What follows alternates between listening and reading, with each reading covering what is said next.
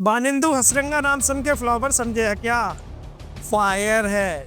जी हाँ, जब जब हसरंगा ने विकेट लिया, जब जब कहा भैया मैं फायर है, मैं झुकेगा नहीं साला।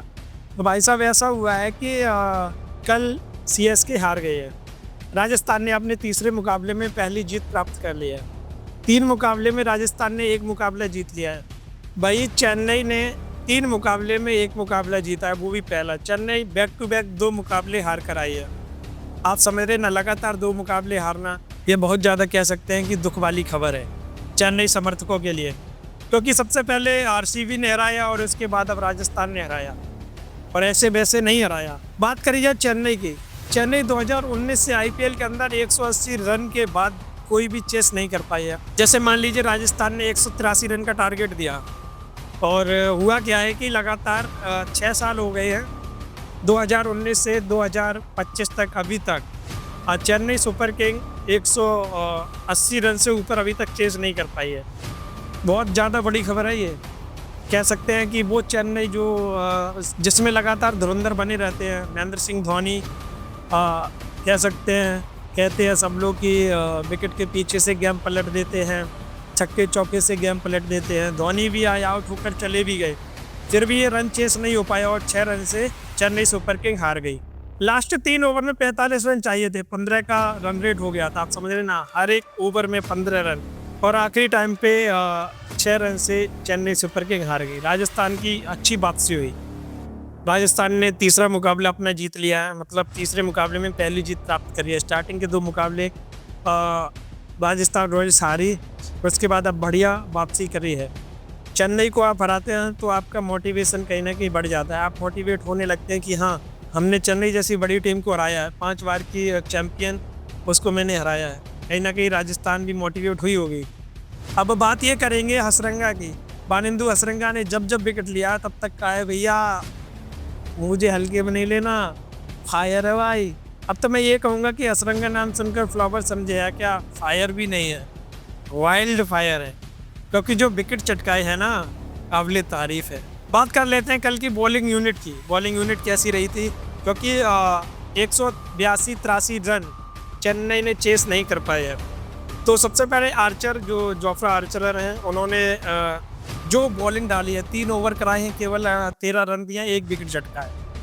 पहला ओवर मेडन और 1 विकेट, और जब तीसरा ओवर डाला था उन्होंने अपना दूसरा, और पारी का तीसरा ओवर डाला था, उसमें केवल 4 रन दिए थे, समझ रहे ना। और आखिरी के ओवर में एक छक्का पड़ गया था उनको तीसरे ओवर में, तो 1 विकेट लिया। इकोनॉमी रही इनकी 4.33 की। बहुत धांसू बॉलिंग करी है। उसके बाद कह सकते हैं देश पांडे ने बॉलिंग करी, 4 ओवर में 45 रन दिए, इनको कोई सफलता नहीं मिली। फिर उसके बाद संदीप शर्मा ने जो आखिरी ओवर डाला था, आपको बता दें, मैच विनिंग ओवर कह सकते हैं उसको, आखिरी ओवर जिसमें 20 रन चाहिए थे।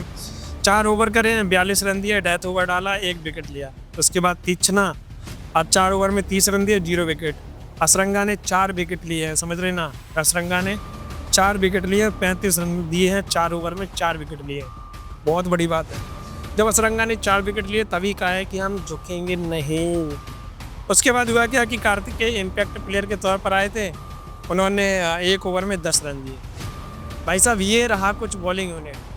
अगर चेन्नई की बात करी जाए तो रविचंद्रन 0 पर आउट हुए, और उसके बाद हुआ क्या, राहुल त्रिपाठी उल्टे सीधे शॉट खेलकर आउट हो गए। 19 बॉल पर 23 रन बनाए, 1 छक्का। हालांकि गायकवाड़ ने अपनी टीम के लिए बहुत ज़्यादा मेहनत करी, और मेहनत करने के बाद हुआ क्या कि ऋतुराज गायकवाड़ जो है 44 बॉल पर 63 रन बनाए, 7 चौके, 1 छक्का लगाया। शिवम दुबे 10 बॉल पर 18 रन बनाए, 1 चौका, 2 छक्के लगाए। बहुत अच्छी बैटिंग कर रहे थे शिवम दुबे। और वहीं जो रियान पराग का कैच था, वही टर्निंग पॉइंट रहा है मैच का। जो रियान पराग ने शिवम दुबे का जो कैच लिया है ना, भाई साहब उड़ गए थे, एक हाथ से कैच लिया। उसके बाद रविंद्र जडेजा ने भी अच्छी पारी खेली, 22 बॉल पर 32 रन बनाए, नॉट आउट रहे। महेंद्र सिंह धोनी ने 11 बॉल पर 16 रन बनाए। कह सकते थे कि धोनी मैच जिता सकते थे, बहुत सारे लोग ऐसा कह रहे थे, पर भाई साहब जो होना होता है वही होता है। इसीलिए चेन्नई हार गई और राजस्थान जीत गई। ये थी चेन्नई सुपर किंग की बैटिंग। आपने भी देखा होगा राजस्थान रॉयल ने कितना अच्छा कमबैक किया है, चेन्नई जैसी टीम को पटक नहीं दी है। गुवाहाटी में मैच चल रहा था और राजस्थान ने अपना होम ग्राउंड गुवाहाटी चुना है, उसमें मैच चल रहा था और 6 विकेट से राजस्थान ने अपना पहला मैच जीत लिया। अगर पॉइंट्स टेबल की बात करिए, पॉइंट्स टेबल में क्या रहा फिर बदल, क्योंकि हैदराबाद भी अपने लगातार 2 मैच हार गई, उसके बाद चेन्नई भी लगातार 2 मैच हार गई। जो पॉइंट्स टेबल में चेन्नई का स्थान है वो 7वें नंबर पर है, हैदराबाद भी लगातार 2 मैच हारी, उसका 8वें नंबर पर पहुंच गया है, क्योंकि चेन्नई का जो नेट रन रेट है वो थोड़ा ज़्यादा है, इस वजह से 7वें नंबर पर है। राजस्थान रॉयल की बात करिए तो अभी भी जीतने के बाद भी माइनस में चल रहा है। तो ये है पॉइंट्स टेबल। वहीं आज मुंबई का मैच है केकेआर से, 10वें नंबर पर मुंबई है। क्या अपना पहला मैच जीतकर राजस्थान, हैदराबाद और चेन्नई की बराबरी कर पाएगी, क्योंकि ये 3 टीमें अपने 2-2 मैच हार चुकी हैं और एक जीत चुकी हैं।